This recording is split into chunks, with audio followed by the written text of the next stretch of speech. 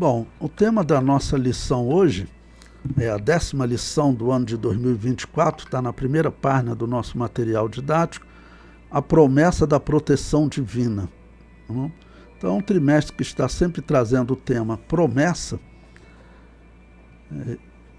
Na página 2,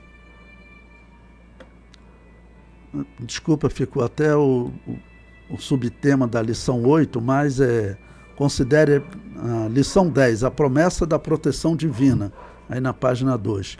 O nosso texto áureo, ele diz: porque aos seus anjos dará ordem a teu respeito para te guardarem em todos os teus caminhos. Ou seja, aplicando aos cristãos, e nós sabemos que essa palavra houve uma tentativa de deturpação de Satanás na tentação de Jesus, né? Dizendo para Jesus se jogar do templo e colocando para ele que a palavra prometia uma proteção de tropeço. E aí você aprende o que o inimigo faz. Jesus não estava tropeçando. Jesus estaria cometendo suicídio, se jogando. É diferente de você tropeçar em algum erro, você falhar. Então, é assim que o inimigo trabalha. Às vezes cita a palavra de Deus, mas sempre de uma forma deturpada. Ele faz isso desde o princípio. Por isso o símbolo da serpente ligada a ele, né? E ela aparece em Apocalipse 12 como aquela que lança um rio atrás da mulher, um rio de água suja, ou seja, um rio de heresias contra a mulher. Tá bom? A verdade prática. Deus promete sua divina proteção a todos os que são fiéis à sua palavra, né? A todos os que creem na sua palavra e são fiéis, né? É importante colocar a fé, tá bom? A fé em primeiro lugar, porque, vamos dizer, claro, a obediência, a fidelidade é coisa que nós vivemos dependendo da nossa fé, tá ok? A leitura bíblica em classe, ele propõe aí, na página 3, Efésios capítulo 6, o versículo 10, que diz: no demais, irmãos meus, fortalecei-vos no Senhor e na força do seu poder. Revesti-vos, pois, de toda a armadura de Deus, para que possais estar firmes contra as...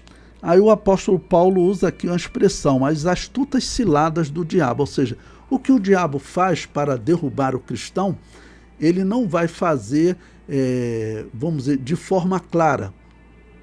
Tá bom? Essa forma dele trabalhar, as astutas ciladas, né, ele está falando de ele preparar coisas que você não percebe que você está defendendo heresias. O católico, ele não percebe que ele está defendendo a invocação ao mundo dos mortos que Deus condenou Saul por ele ter feito. Eles não percebem, mas isso está sendo feito. E assim também nas outras heresias de Lutero, Calvino, ok? O versículo 12: porque não temos que lutar contra carne e sangue, mas sim contra os principados. Bom, eu vou deixar para explicar esses termos gregos mais abaixo para vocês. Esse versículo aqui é praticamente a chave de como descrever o nosso inimigo espiritual, tá bom? O inimigo da igreja. Então, ele contra os principados, contra as potestades, contra os príncipes das trevas deste século, contra as hostes espirituais da maldade nos lugares celestiais. Portanto, tomai toda a armadura de Deus, para que possais resistir no dia mau e, havendo feito tudo, ficar firmes. Bom, então o apóstolo Paulo está falando de quem é o seu inimigo e, claro, dentro do tema, existe uma proteção, tá bom, contra essas ações do inimigo. A Bíblia, em outro momento, diz sobre essa proteção que esse inimigo enganador, essas suas astutas ciladas, se possível fora, enganaria até os escolhidos. Ou seja, existem aqueles que não serão enganados nunca. Quando eles forem confrontados com essas doutrinas, essas falsas doutrinas, em algum momento ele vai dizer, não, isso está errado, ele vai sair. Aqui até comentar de forma bem respeitosa pela posição, por exemplo, os batistas gerais, eles dizem que o homem não pode perder a salvação, mas é por um motivo diferente dos calvinistas. Os calvinistas dizem que o homem não perde a salvação porque Deus determinou e está determinado. Eles acreditam no livre-arbítrio. A Igreja Batista Geral, ela acredita no livre-arbítrio. Ela tem a mesma doutrina da salvação que nós temos. Mas eles dizem o seguinte, o homem que conhece a verdade de Deus, ele não se desvia mais. Ou seja, é uma afirmação que não dá para você dizer que é herética, porque é uma afirmação fundamentada, vamos dizer, na fé, e que você pode, por exemplo, se fundamentar nesse versículo que Jesus Cristo disse, que se possível for, enganaria até os escolhidos. Então, sobre os escolhidos, não tem como você ser enganado. Não tem como você ser enganado. O versículo 14. Estai, pois, firmes, tendo cingidos os vossos lombos com a verdade, e vestida a couraça da justiça, e calçados os pés na preparação do evangelho da paz. Bom, o apóstolo Paulo está citando os recursos que nós podemos usar para enfrentar esse inimigo, tá bom? Enfrentar esse inimigo, essas hostes espirituais da maldade, príncipe das trevas desse século, que eu vou explicar no grego, o significado dessas expressões no original para vocês, tá bom? E aqui ele diz, em primeiro lugar, como algo que firma os nossos lombos, ou seja, que era fundamental para que a armadura funcionasse no corpo. Era um cinto, né? E ele diz que esse cinto é a verdade. Se nós não pregarmos a verdade, se não falarmos a verdade, desmonta toda a nossa proteção. Se nós não falarmos a verdade, desmonta toda a nossa proteção. Por isso que eu sempre digo para vocês que não dá para nós, por exemplo, chamarmos luterano de irmãos. Nós não estamos falando a verdade. Nós não podemos chamar católico de irmão. Nós não estamos falando a verdade. Mas é que nós estamos vivendo num tempo hoje que todos se respeitam, então todos se chamam de irmãos. Mas não é assim. Para respeitar, você não precisa chamar de irmão. Essa é uma cilada, tá bom? Uma astuta cilada do diabo. Você, para respeitar, você não precisa chamar de irmão. Você, para respeitar, basta você contradizer ele, sem usar termos chulos, apenas apresentando como você discorda. Só que você chamar de irmão, você está sendo participante das suas doutrinas. Ok? Então, por isso nós temos que falar a verdade, temos que dizer que toda essa origem de negócio de purgatório e culto aos mortos, que todos eles estão envolvidos, ou católico, ou protestante, ou reformado, todos eles estão envolvidos, né? Então, se caso, nós temos que falar a verdade. E vestida a couraça da justiça, ou seja, na nossa vida também nós sermos justos com as pessoas, buscarmos sempre o que é certo, não nos habituarmos com a injustiça, tá ok? Vamos lembrar que Salmo 97, versículo 2, diz que justiça e juízo são a base do trono de Deus. E tem que ser algo também fundamental. A igreja ela tem que ser justa, o cristão ele tem que ser justo. E depois ele usa calçados os pés na preparação do evangelho da paz. Bom, os pés estavam ligados ao trabalho, né? Ou seja, para você se locomover tudo. Então o evangelho da paz ele traz uma proteção para você, que a sandália era algo fundamental para quem caminhava no mundo antigo, né? Ok?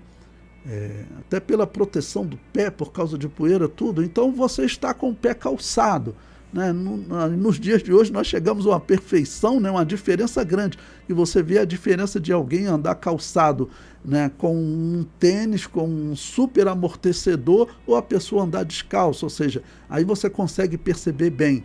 Olha, o trabalho do Evangelho, ele traz uma proteção para você. Ele traz uma proteção para você, como os calçados trazem a proteção para o corpo. Um corpo que ele tiver descalço, principalmente no mundo antigo, pisando naquelas pedras, ele tinha uma grande dificuldade de se locomover.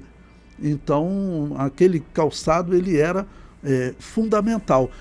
Então, quando você está trabalhando pelo Evangelho, o que o apóstolo Paulo está dizendo é o seguinte, olha, talvez falando de corpo físico, no seu dia a dia, a parte mais importante que você tem que proteger é o seu pé, por causa da caminhada. Se você estiver numa guerra, aí você vai ter que proteger outras partes, né? O peitoral, tudo. Mas, vamos dizer, no seu dia a dia, quem vivia só caminhando de um lado para o outro, plantando, visitando cidade, no mundo de paz, a vida rotineira, o fundamental era você ter o seu pé protegido, ou seja, você quer ser protegido? Trabalhe pelo Evangelho. Deixe Deus fazer o restante. Tá bom? Porque Deus, ele protege. Essa é a simbologia. O Evangelho, ele é como calçado que protegeu o pé daqueles que no mundo antigo precisavam caminhar muito. O versículo 16, tomando sobretudo o escudo da fé, né, quem crê, isso funciona como um escudo, ou seja, as coisas não vão te atingir, né? Com o qual podereis apagar todos os dardos inflamados do maligno. Que eram aquelas setas com incendiárias, né? Que era uma das piores coisas para os exércitos antigos, né? Porque, vamos dizer, significava, ele podia até não atingir o indivíduo, mas incendiava tudo em volta dele. E se atingisse ele, né? Aí que ele vamos dizer, seria morto mais facilmente, né? Mas então, quer dizer, esse escudo da fé, a fé, significa que nós vamos estar andando nesse mundo, estarão vindo essas setas incendiando as regiões em volta de nós, porque era o que as setas faziam. Se ela não te acertasse, ela acertava no mato e incendiava aquela região, tá bom? Então vai incendiando a região em tua volta, mas você está protegido. Eu acho essa simbologia sensacional, né? Que o apóstolo Paulo utilizou. Versículo 17. Tomai também o capacete da salvação. Não, você está salvo, você tem a sua vida protegida, que é a sua cabeça, né? A sua parte pensante. A tua vida está protegida.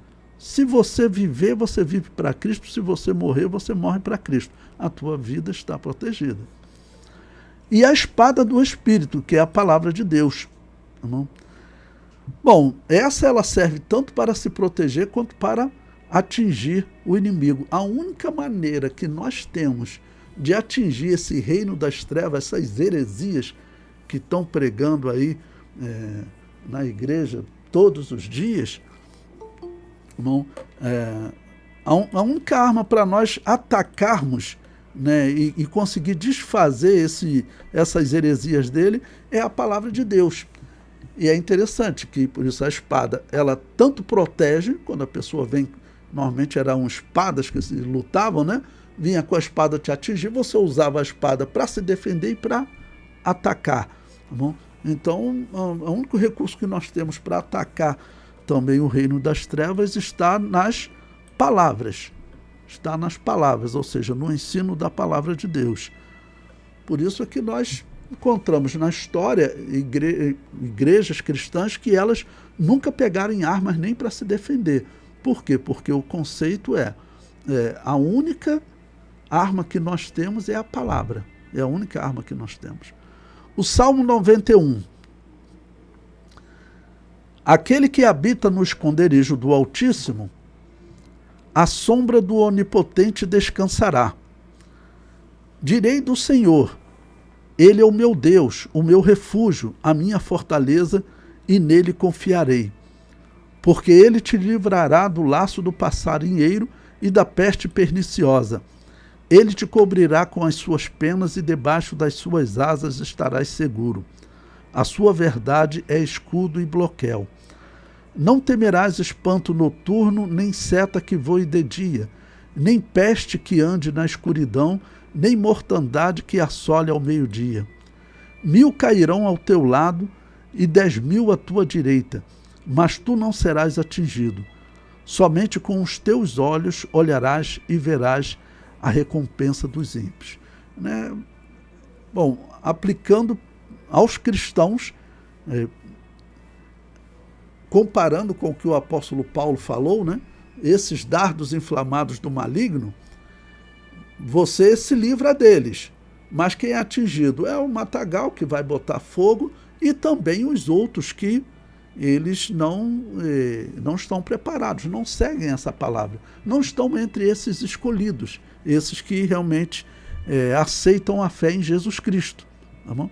Então, 1000 cairão ao seu lado, 10.000 à sua direita, muitas pessoas sendo atingidas. E aquelas que não atingem ninguém, atinge o mato e está pegando fogo em tua volta. Né? Essa é a simbologia. E você escapa nesse meio. É a simbologia da proteção.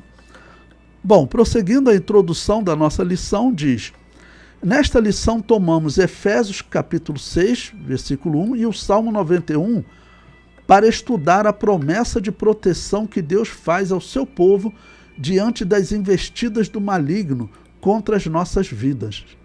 Assim, ao longo das Escrituras, o inimigo que se apresenta contra nós não é um ser humano, mas um ser espiritual. Bom, essa é uma questão importante, né? Ou seja, o nosso inimigo, ele está fazendo coisas que nós não temos como ver.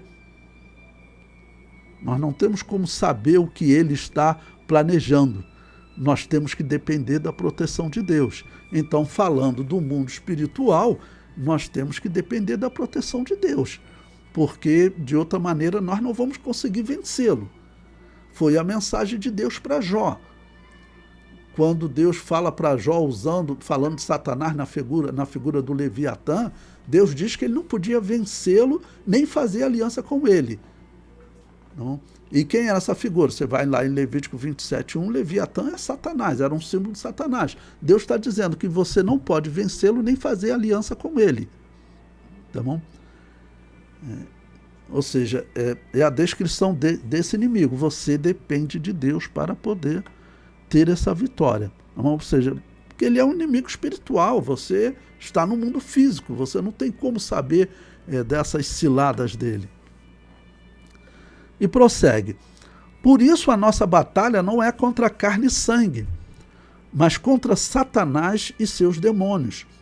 Uma vez que estamos num relacionamento verdadeiro com Deus por meio de seu Filho, não precisamos temer o maligno, pois o Senhor nos disponibiliza armas espirituais para sermos vencedores em Cristo. Ok? E as armas espirituais foram listadas ali acima, né? No início da página 6, eu coloquei uma pergunta como um exercício, como eu gosto de colocar para vocês, conversar com os seus alunos, para eles darem uma proposta de resposta, né? Botei uma pergunta: como combinar a promessa de proteção divina com as perseguições e mortes na história?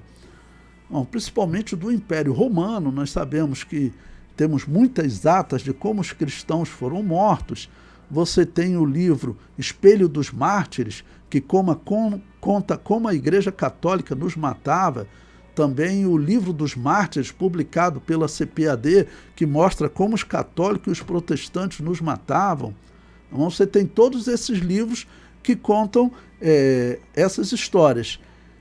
Como combinar aqueles sofrimentos? Porque eram cristãos colocados na fogueira, o Império Romano, cristãos mortos à espada a todo momento. O católico e o protestante faz pior, né, nas suas torturas. Como explicar a proteção divina com tanta perseguição? Aquela simbologia do capacete da salvação. O que acontecer contigo, você está salvo. Tá bom? É assim que nós explicamos. A tua vida, que é a tua cabeça, não? O que acontecer contigo, você está salvo. Essa é a resposta.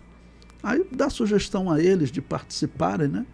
Então, é sempre bom colocar os alunos para participar. Bom, capítulo 1. A proteção espiritual contra o inimigo. Número 1. Proteção contra o maior inimigo.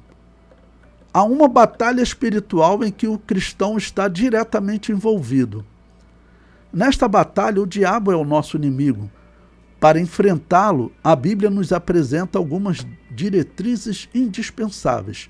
O capítulo 6 da epístola do apóstolo Paulo aos Efésios revela alguns ensinamentos muito importantes. Ele nos descreve as hostes espirituais da maldade e, ao mesmo tempo, quais armas o Senhor Deus nos disponibiliza para a nossa proteção. A nossa batalha é espiritual, né? Com certeza. Vamos dizer, até em relação ao ateísmo, a nossa batalha é espiritual. São diversas formas do inimigo agir. Para alguns, por exemplo, para o ateísmo, que no último século aí, principalmente, ele juntando aí os ateus, Mussolini, Lenin, Stalin, lá na China, o Mao Tse Tung e o próprio Hitler também, então, ok? Porque se colocar o que esses ateus, só os ateus do comunismo, mesmo sem citar Hitler, só o que os ateus do comunismo fizeram e estão fazendo, né? Nós ainda temos que dizer, eles que são os maiores assassinos do século XX em relação à perseguição aos cristãos, o comunismo, isso é historicamente comprovado, ele perseguiu os cristãos de todas as maneiras possíveis e persegue até hoje, tá bom?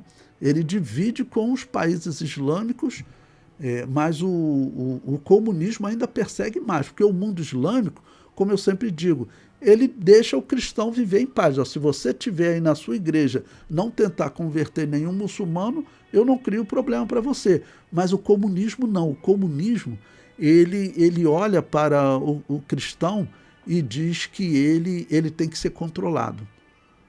Karl Marx dizia que o cristianismo sempre esteve do lado dos ricos e dos poderosos, então ele tem que ser controlado. E aí, por isso, o ateísmo segue esse pensamento. Não é verdade o que ele dizia, nós sabemos, mas o ateísmo, então, ele segue esse pensamento. Mas o ateísmo, a nossa luta não é contra as pessoas que pregam o ateísmo. Na verdade, todo cristão, você encontra muitos aí no YouTube, que vão debater. O pensamento é esclarecer o ateu. Página 7. Por estarmos tratando com um mundo espiritual, um inimigo espiritual, eu comento: a quantidade de livramento que recebemos diariamente, a investida desse inimigo é algo que não tem como ser dimensionado, principalmente neste período que estamos vivendo, onde a profecia do fim dos tempos está sendo evidenciada em diversos sinais. E conforme se aproxima o fim da era da igreja, esse fim aumenta a operação do reino das trevas, pois a profecia diz que o reino da luz, representado na igreja, viveria uma situação de grande dificuldade nos últimos dias. Bom, quando você conversa com 10 em cada 10 cristãos, eles estão dizendo que nós estamos vivendo os últimos tempos. Os cristãos estão dizendo isso. Você pode observar. E não são só os cristãos, não. Até uma mídia secular tem comentado muito sobre isso. Eu falo o canal History, que é um canal de história, o que ele tem feito de documentários sobre o fim dos tempos, né? Então existe assim no mundo um pensamento de que algo diferente está para acontecer. E segundo a profecia, a última era da igreja, a era de Laodiceia, era uma igreja, tá bom? Que Jesus define ela como uma igreja pobre, cega, nua, né? Ou seja, uma igreja também que Jesus, vamos dizer, está batendo na porta, tentando entrar naquela igreja. Então, é um período de grande dificuldade. Tá bom? E não é exatamente o que nós estamos vendo nas igrejas? É exatamente o que nós estamos vendo nas igrejas. O item 2, os inimigos espirituais na carta aos Efésios. Em Efésios, capítulo 6, versículo 10 a 12, o apóstolo Paulo nos mostra que os nossos inimigos são espirituais. Expressões que o apóstolo Paulo usa para esses inimigos são principados, governos do mal, liderados pelo príncipe das trevas, potestades, poderes malignos que se levantam contra os servos de Deus. Abaixo eu comento esses termos, então vou só passar a leitura. Príncipes das trevas deste século, demônios que lideram outros demônios e combatem a igreja do Senhor Jesus. Hostes espirituais da maldade nos lugares celestiais. Legiões de demônios preparadas para destruir a vida espiritual dos crentes, das igrejas e do ambiente de adoração a Cristo. Satanás e seus demônios desenvolvem estratégias para tentar deter o avanço da Igreja de Cristo. Bom, essa questão aqui, o avanço da Igreja de Cristo, na verdade eu mudaria essa frase. A descrição da profecia é que nos últimos dias haveria um enfraquecimento da Igreja de Cristo e não um avanço, infelizmente. O que a profecia coloca é isso. Não é um avanço nos últimos dias. Seria bom que fosse um avanço. Seria bom que fosse boa aquela interpretação, né, que diz que a igreja iria só crescendo e dominar o mundo. Essa foi a interpretação católica. É a interpretação dos reformados. Eles dizem que o diabo está preso e que o mundo está melhorando. Só que nós sabemos que essa interpretação não tem chance de ser verdade. Não vai haver um avanço da Igreja de Cristo nos últimos dias. Então aqui essa definição, nós poderíamos redefinir essa frase, né? Satanás e seus demônios, eles desenvolvem estratégias para continuar enfraquecendo a Igreja de Cristo, para enfraquecer a Igreja de Cristo nos últimos dias. A Bíblia descreve o enfraquecimento. Jesus Cristo disse, quando o Filho do Homem, pois vier, achará fé na terra. Essa é uma expressão de descrença. De descrença não, Jesus está, claro, descrença. Jesus está dizendo que vai haver um enfraquecimento da igreja nos últimos dias. Não? O apóstolo Paulo diz claramente que muitos apostatarão da fé, ou seja, abandonarão a verdadeira fé e seguirão doutrinas erradas. Apostatar da fé significa você adotar heresia. Não? Que é o que está acontecendo com a igreja hoje, que está adotando as heresias de Calvino, de Lutero. Bom, eu coloquei de novo aí o capítulo 6, versículo 12, que é de onde ele está extraindo esse comentário, e eu vou usar essa parte aqui para ser a chave desse comentário com vocês, tá bom? Quando eu concluir, aí eu abro para vocês comentarem, tá bom? Então eu vou reler esse versículo, né? Porque não temos que lutar contra carne e sangue, mas sim contra os principados, contra as potestades, contra os príncipes das trevas deste século, contra as hostes espirituais da maldade nos lugares celestiais. Bom, eu coloquei aqui a principal, assim vamos dizer, os principais termos gregos para vocês poderem entender o que está representando o nosso inimigo. Então veja, eu explico aí, principados, a palavra principados nesse versículo deriva do grego arché, que se traduz por origem, originador. Por exemplo, Satanás ele é o originador do pecado, né? Existem textos apócrifos que inclusive descrevem assim, o arché do pecado, o arché do mal, ele é o originador do mal. Então, originador é também um sinônimo de primeiro. E de primeiro, vocês sabem que o termo príncipe veio de primeiro, os principais. Então, daí também que eles tiraram o termo principados. Mas, lembrando que o termo também significa originador. Ou seja, esse principado, ele traz ali também aquele originador do mal, que é Satanás. Tá bom? O outro termo que eu separei aí é o termo potestades.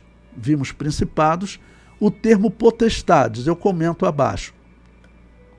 O termo potestade, deriva do grego exousia, que, segundo o dicionário Strong, significa... Olha só que interessante essa questão do dicionário, irmão. Ele diz o seguinte, essa palavra no grego significa poder de escolher, liberdade de fazer como se quer. Esse é o significado dessa palavra no grego, né? Porém, eu continuo o comentário. O dicionário informa também que esta palavra é utilizada metonimicamente, descrevendo algo sujeito à autoridade ou regra. Ou seja, apesar dela significar poder de escolha, mas é um poder de escolha dominado. Ok? Um poder de escolha dominado. Ou seja, esse originador, que é Satanás, né, ou principado, como ele descreveu, o que ele faz é gerar um poder de escolha dominado. Ok? Vamos dizer, a pessoa escolhe, mas ela escolhe porque o inimigo empurra ela para aquilo. Ok? Bom, esses dois termos, eles são utilizados para descrever os anjos fiéis a Deus, em Efésios 1, 21. Veja, acima de todo principado, poder e potestade. Descrevendo o seguinte, que no mundo espiritual existe aqueles que utilizam, né, esse poder espiritual para o bem e outros para o mal. Tá bom? E diz, e domínio e de todo nome que se nomeia, não só neste século, mas também no vindouro. Efésios 1, 21. Aqui falando, tá bom? De que todo principado se submete a Deus, tanto bom quanto mal. Bom,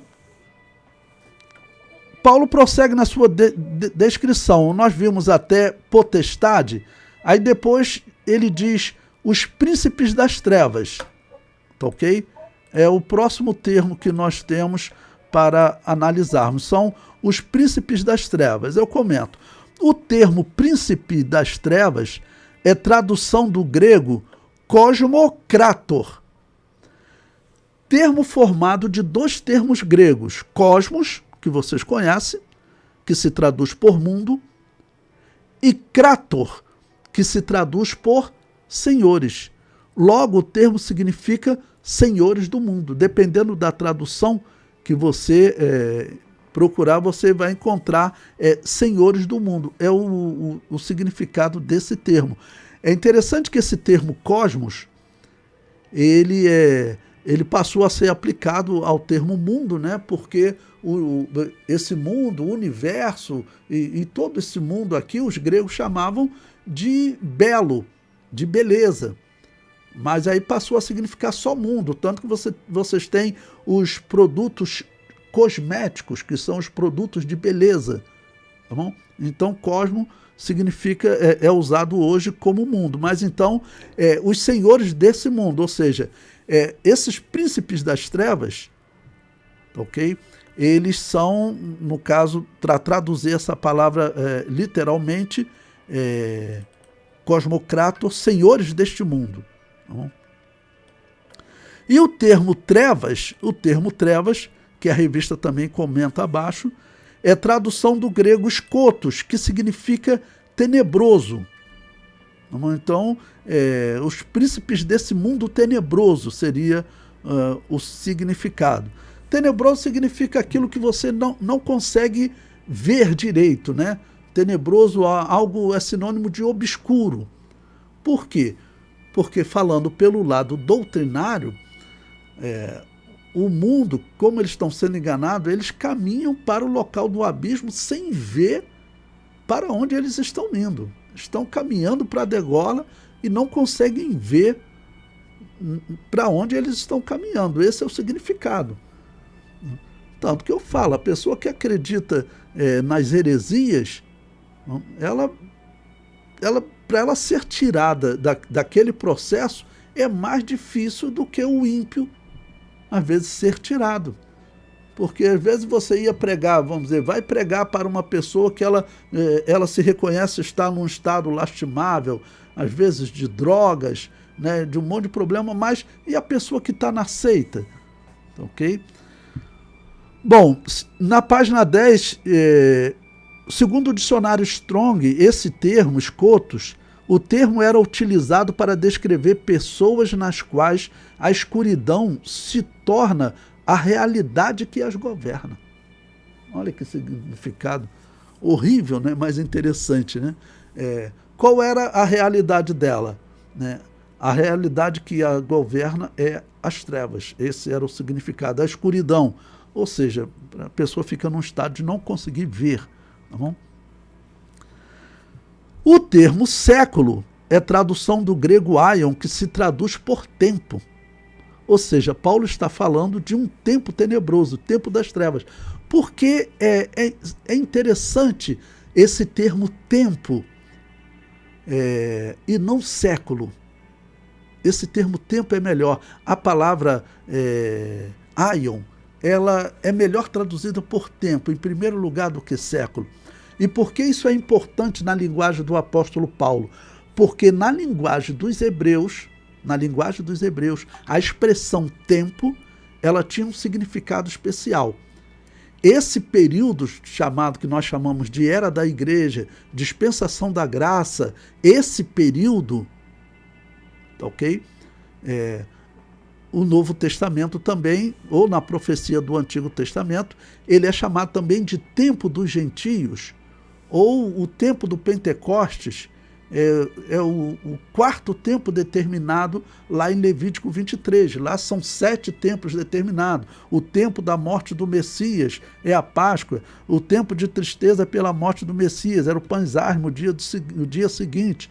O tempo da ressurreição do Messias era primícias, tinha que acontecer no domingo. 50 dias depois, o tempo do Pentecoste, o tempo do nascimento da igreja. E essa era que nós estamos vivendo, então é chamado também de Era da Igreja, ou tempo da igreja, ou tempo dos gentios, porque nós somos os gentios que estamos participando desse milagre da salvação.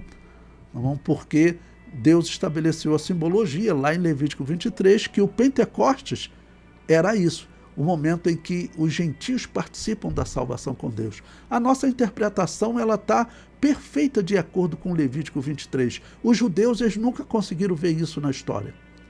Eles nunca conseguiram ver que Deus estabeleceu simbologias, ensinos, de que os gentios também participariam de um tempo de salvação, uma era de salvação. Então, essa expressão tempo, ela é muito importante na linguagem de um judeu, um israelita, né? Judeu por judaísmo, religião de Paulo. Então, na linguagem dos israelitas, essa expressão tinha um grande significado. Tempo profético, tá ok? Então nós estamos vivendo um tempo profético que é dominado por todas essas hostes espirituais da maldade, como ele vai prosseguir, né? Então, por isso eu coloquei, né, relendo, o termo século é tradução do grego aion, que se traduz por tempo, ou seja, Paulo está falando de um tempo tenebroso, tempo de trevas, ou um tempo profético dominado pelas trevas. Por fim, o apóstolo fala das hostes espirituais da maldade, que é uma tradução dos termos pneumáticos, espírito, ponéreo, mal, e eporâneos, lugares celestiais. Então, as hostes espirituais da maldade nos lugares celestiais. Bom, então, assim nós conseguimos ver a simbologia do que o apóstolo Paulo descreveu como o nosso inimigo, de quem nós somos protegidos, né? Bom, no item 3, as armas espirituais do crente, eu comentei ela com vocês na parte da leitura bíblica em classe, então eu vou passar essa parte aqui, tá ok? Vou até a página 13, o capítulo 2, a maravilhosa proteção de Deus. Número 1, a proteção de quem se relaciona com Deus. O Salmo 91 revela a proteção divina para os que se relacionam com Deus e andam em sua presença. É um salmo que afirma que Deus oferece descanso para a alma que se relaciona com Ele. Dessa maneira, o nosso relacionamento com Deus é de confiança. Por isso, Ele nos livrará do perigo, da insegurança e nos dará a proteção. Nos períodos de intensas batalhas espirituais, contar com a proteção divina serve de consolo e segurança na hora de provocação. Ele não fala muito de quem são os inimigos que nós estamos combatendo, né? Eu digo que o maior inimigo que nós estamos combatendo são as heresias. Até esse risco aí esse risco de envolvimento da igreja com política, né? Isso daí não é o maior problema. Na verdade, eu digo que esse problema que está na igreja, que está exagerado e que é ruim, tá bom? É ruim. Eu digo que esse envolvimento político, a parte da Assembleia de Deus que está se envolvendo politicamente, ela já é um resultado do perigo número 1, que é a heresia. A heresia vai te causando cegueira espiritual, daqui a pouco você virou um pastor político. Um pastor só político, que não pensa mais em ovelhas. Isso está cheio no nosso meio. Isso está cheio no nosso meio. Até esse problema e outros problemas que você for falar, ou do pecado dentro da igreja, né? Ou do roubo dentro da igreja, o que você for falar, tudo isso eu posso garantir para vocês, é resultado da cegueira espiritual. O indivíduo não está vendo mais o cristianismo como algo emergencial, como algo que pode ter um interrompimento a qualquer momento. Ou seja, ele não é mais um peregrino aqui na Terra, ele está acreditando que ele vai simplesmente viver e está esquecendo que a situação é emergencial, né? Emergencial, como Jesus falou. O que eu estou falando para vocês aqui em segredo, vocês têm que falar sobre os telhados. Vocês têm que falar de todas as maneiras que você puder falar. É assim que você vai estar honrando o cristianismo. Tá ok? Então, o pior desses inimigos aqui, que ele não está tratando, são as heresias. E contar um testemunho para vocês. Tivemos no último dia de aula, na aula presencial, no sábado passado, e um aluno estava contando uma história que a igreja dele está passando por uma situação. Teve um dia que ele falou assim: o que eu estou fazendo aqui? Ele sentindo vontade de ir embora da igreja, deixar a igreja, um presbítero. Aí eu falei para ele: me diz quais os grupos que tem ido lá na tua igreja. Eu até convidei ele para vir um dia dar esse testemunho aqui. Aí ele falando, um dos grupos que ele falou é aquele grupo Impacto Radical, que é uma continuação do G12. O Impacto Radical, ele tem práticas do G12 também. Eu falei: meu irmão, você leva essa turma do G12 na tua igreja? Ah, pastor, eles vão lá, fazem um avivamento. Aquilo ali são trabalhos de parapsicologia, meu irmão. Aquilo ali é trabalho de parapsicologia, não se envolve nessas coisas, não.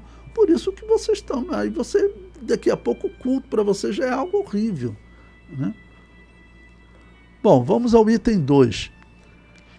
Deus, o nosso refúgio e fortaleza. No versículo 4 do Salmo 91, duas expressões chamam a atenção. A primeira, o laço do passarinheiro. Trata-se de uma referência aos ardis do maligno para elaborar ciladas contra os servos de Deus. O apóstolo Pedro nos lembra desse perfil estratégico do maligno ao escrever que o diabo, vosso adversário, anda em derredor, bramando como leão, buscando a quem possa tragar. Outra expressão é a peste perniciosa, que se refere à proteção contra a enfermidade. Pois bem, mas antes, vamos retornar aqui ao apóstolo Pedro.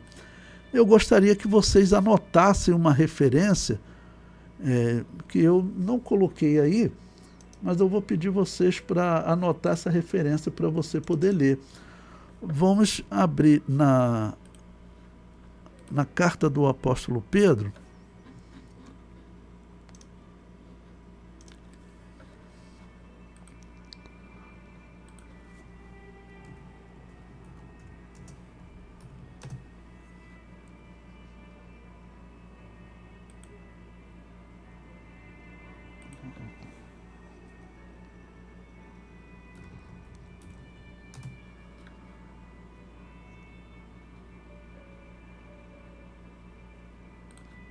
2 Pedro, capítulo 2, versículo 1.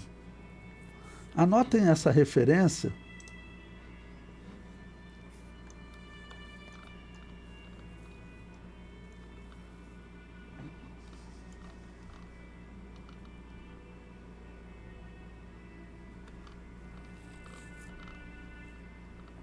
Ok?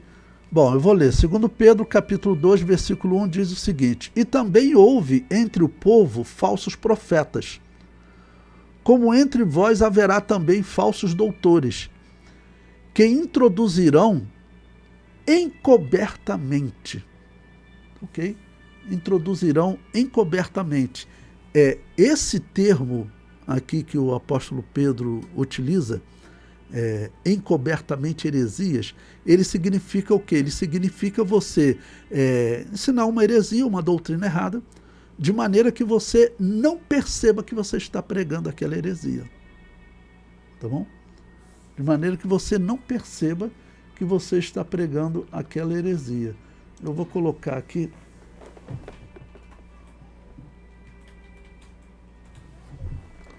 E aí eu vou citar como exemplo para vocês. Existem várias na história, mas uma das heresias que eu digo que ela foi inserida encobertamente é essa doutrina da predestinação de Calvino. Por quê? Quando você pega lá a declaração de fé, a confissão de fé dos calvinistas, chamada Confissão de Fé de Westminster, ela traz a seguinte declaração, para resumir: os anjos que pecaram porque foram predestinados por Deus. E fala em relação aos homens também. Mas só para vocês entenderem o significado dessa doutrina, eu vou pegar só a parte dos anjos. Os anjos que pecaram fizeram isso porque foram predestinados por Deus. Essa é a mensagem que está lá na declaração de fé dele, na confissão de fé deles. O que significa isso? Qual o anjo que você conhece que ele pecou e liderou o pecado no céu? É o anjo chamado querubim ungido, que hoje é chamado de demônio. Segundo essa declaração de fé, olha o que está encoberto aí. Segundo essa declaração de fé, o querubim ungido pecou e se tornou Satanás por ordem de Deus. É isso que está nessa declaração de fé herética. Por isso é que eu digo que a Assembleia de Deus está dando um tiro no pé quando ela faz aliança com essas igrejas. Porque essa é uma doutrina herética. Calvino não era cristão. O indivíduo que prega isso não é cristão. E isso está posto de forma encoberta. Tá, ok? As pessoas não percebem que estão pregando isso. Isso aí é um exemplo. Isso aí é um exemplo. Tem, infelizmente, um monte de casos aí. Tá bom? O item 3, a onipotência de Deus. O Salmo 91 apresenta Deus como onipotente, aquele que é o Todo-Poderoso. Essa é a base doutrinária para a proteção divina, que ao longo da Bíblia é desenvolvida e ensinada. A onipotência de Deus, representada na palavra Altíssimo, revela-nos um Deus que nos guarda, protege e livra-nos do mal. No livro do profeta Isaías está escrito que desde o poente até o nascente do sol, o Espírito do Senhor arvorará a sua bandeira contra o inimigo. Nesse contexto, podemos ter segurança em Deus de que nenhuma estratégia do maligno prevalecerá contra os que estão guardados sob sua proteção. Lembrando, no Novo Testamento, Jesus Cristo, ele nos deu essa garantia, né?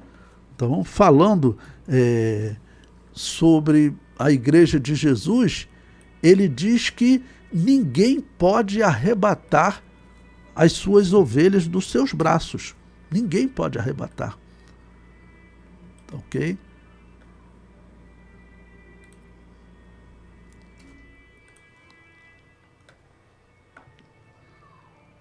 Olha, João capítulo 10, versículo 28. E dou-lhes a vida eterna, e nunca hão de perecer, e ninguém as arrebatará das minhas mãos. Ou seja, ninguém te tira das mãos de Jesus. Os calvinistas usam isso aqui de forma errada. Eles falam que você nunca sai das mãos de Jesus, mas não é isso. Arrebatar significa ninguém te tomar das mãos de Jesus. Esse é o significado. E é te arrancar das mãos de Jesus. Ninguém te arranca das mãos de Jesus. Mas se você quiser sair das mãos de Jesus, então, sim, infelizmente, você pode sair das mãos de Jesus. Ok? Esse é o significado. Esse é o significado. Pois bem, vamos agora passar para a página 16, onde está o capítulo 3, promessas e proteção.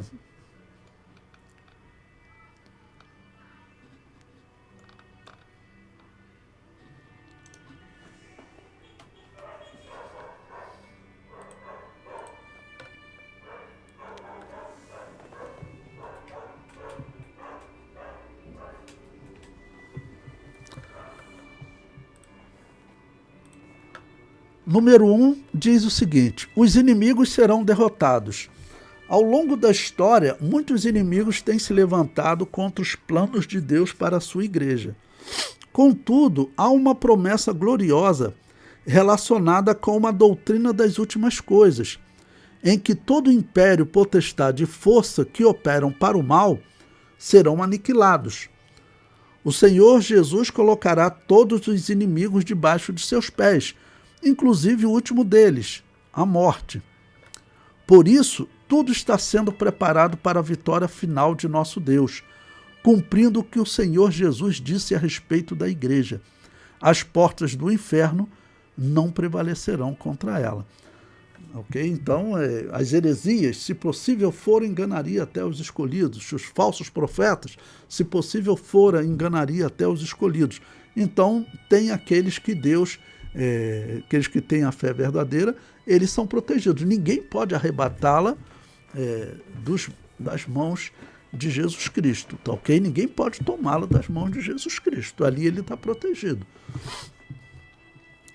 Na página 17, o item 2, segurança e vitória para os que temem ao Senhor.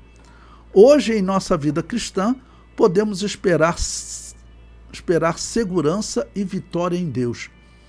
Por isso devemos orar ao Senhor, buscando proteção antes de sair de casa para realizar nossas tarefas, antes de resolver algum negócio, antes de realizar alguma viagem. Naturalmente, devemos fazer a nossa parte, sendo prudente em tudo, tomando cuidado com a nossa segurança, porém compreendendo que se o Senhor não guardar a cidade, em vão vigia a sentinela. O Senhor, nosso Deus, cuida de seu povo. Confiar que Ele nos guia, né? Para que nós estejamos acertando nas decisões da nossa vida, de um emprego, todas as decisões da nossa vida, de uma família, de uma cidade para morar, né? Colocando tudo nas mãos dele, ele nos guia. O item 3, a abrangência da proteção de Deus. Deus é onipotente, tem todo o poder em suas mãos. Deus é onipresente, não está preso ao tempo nem ao espaço. Nesse sentido, à luz dos textos que estudamos nessa lição, Efésios 6 e Salmo 91, Deus é apresentado como aquele que protege o seu povo. Em muitas outras passagens bíblicas, ele é apresentado como aquele que domina sobre tudo e todos. Por isso, a promessa de proteção divina abrange a nossa vida e toda a nossa família. Onde estivermos, a bênção protetora de Deus se fará presente. Ele é poderoso para fazer cessar as guerras, desfazer as contendas e trazer calmaria à nossa vida. Interessante essa expressão, né? Trazer calmaria à nossa vida, porque vamos considerar, nós não estamos vivendo um tempo fácil.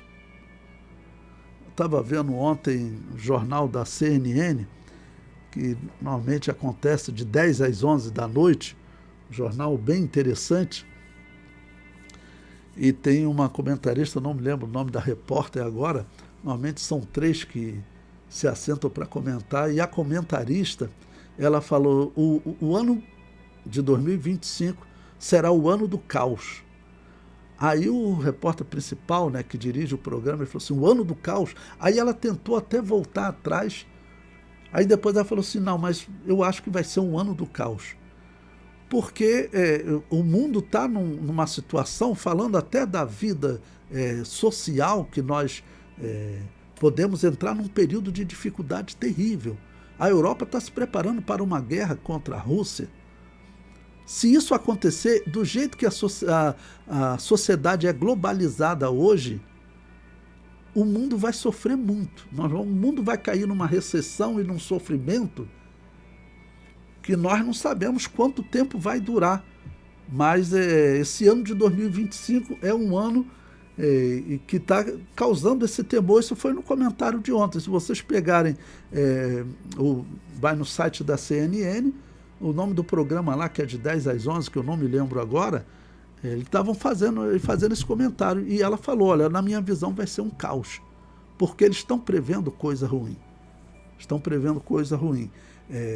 O Putin lá da Rússia, ele agora está testando, jogou, né, mísseis hipersônicos lá na Ucrânia. Tá bom? Deixa eu ver. Putin usa mísseis hipersônicos.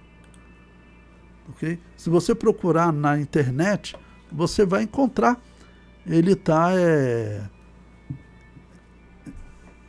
usando esse míssil. E, por exemplo, a CNN, por conta dessa preocupação, eu estou olhando aqui, fiz uma pesquisa rápida na internet, não foi nem programado, ok? A CNN diz aqui, novo míssil hipersônico da Rússia transforma tudo em pó. Disse que a Rússia ela fez o seguinte, bom, em termos tecnológicos, eles estão mais atrasados que o mundo, que os Estados Unidos, que Israel, principalmente, que a Europa, a Inglaterra, né? Eles não se desenvolveram muito. Nós vimos isso em 1990, na Guerra do Golfo, quando os mísseis que o Iraque, na época, que eram os mísseis Scud, que eles mandavam para Israel, mandavam tanto para o Kuwait quanto para Israel, eles invadiram o Kuwait e estavam jogando Israel para concentrar a guerra em Israel. Ele lançava mísseis em direção a Israel, aí os Estados Unidos e Israel tinham os mísseis chamados Patriots, que eles derrubavam aqueles mísseis facilmente. Então ali já deu para ver que a tecnologia russa estava atrasada. Nesses 40 anos, nesses 30 anos que se passaram, 34 anos, o mundo avançou muito mais. Os russos não conseguiram avançar, mas o que eles fizeram, eles conseguiram fazer uma arma que eles, um país, então, tecnologicamente atrasado comparado com os Estados Unidos, mas ele tem as armas mais destruidoras do mundo. Né? A bomba russa, que parece que é chamada de mãe de todas as bombas, ela é considerada a bomba mais destrutiva, com maior capacidade de destruição hoje, e se dedicar a isso.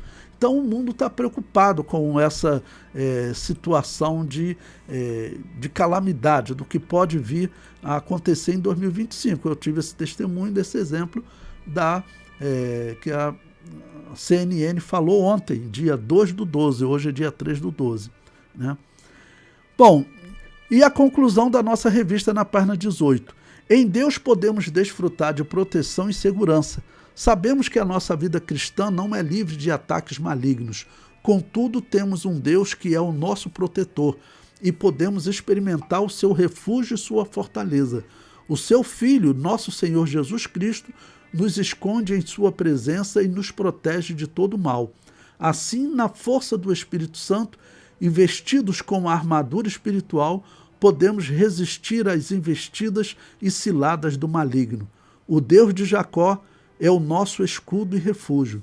Nele estamos seguros e protegidos. Né? Ou seja, estamos vivendo um período difícil, mas estamos protegidos. Essa é a nossa fé.